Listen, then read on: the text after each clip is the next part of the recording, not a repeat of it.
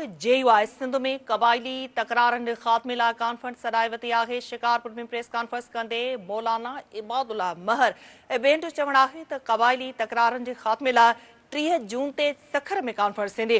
हुन चयो त कॉन्फ्रेंस में सभिनी सरदारनि खे शिरकत जी दावत ॾिनी वई आहे। संदसि चवणु आहे त कॉन्फ्रेंस खां पोइ झेड़ींदड़ धुरिन ॾांहुं मेड़ मिंथ काफ़िलो वेंदो। अहम ख़बर खां अवां खे आगाही ॾियूं पिया त JUI सिंध में कबायली तकरारनि जे ख़ात्मे लाइ कॉन्फ्रेंस सॾाई वरिती आहे। कॉन्फ्रेंस में शिकारपुर में प्रेस कॉन्फ्रेंस कंदे मौलाना इबादुल्लाह महर ऐं ॿियनि चयो त कबायली तकरारनि जे ख़ात्मे लाइ 30 जून ते सखर में इहा कॉन्फ्रेंस थींदी। JUI सिंध में कबायली तकरारनि जे ख़ात्मे लाइ कॉन्फ्रेंस सॾाई वरिती आहे। शिकारपुर में प्रेस कॉन्फ्रेंस कंदे मौलाना इबादुल्लाह महर ऐं ॿियनि चयो त कबायली तकरारनि जे ख़ात्मे लाइ 30 जून ते सखर में कॉन्फ्रेंस थींदी। हुन चयो त कॉन्फ्रेंस में सभिनी सरदारनि खे शिरकत जी दावत ॾिनी वई आहे। संदसि चवणु हो त कॉन्फ्रेंस खां पोइ झेड़ींदड़ धुरिन ॾांहुं मेड़ मिंथ काफ़िलो वेंदो।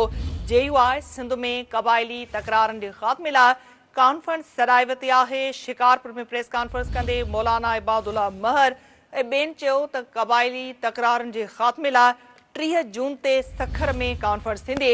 हुन चयो त कॉन्फ्रेंस में सभिनी सरदारनि खे शिरकत जी दावत ॾिनी वई आहे।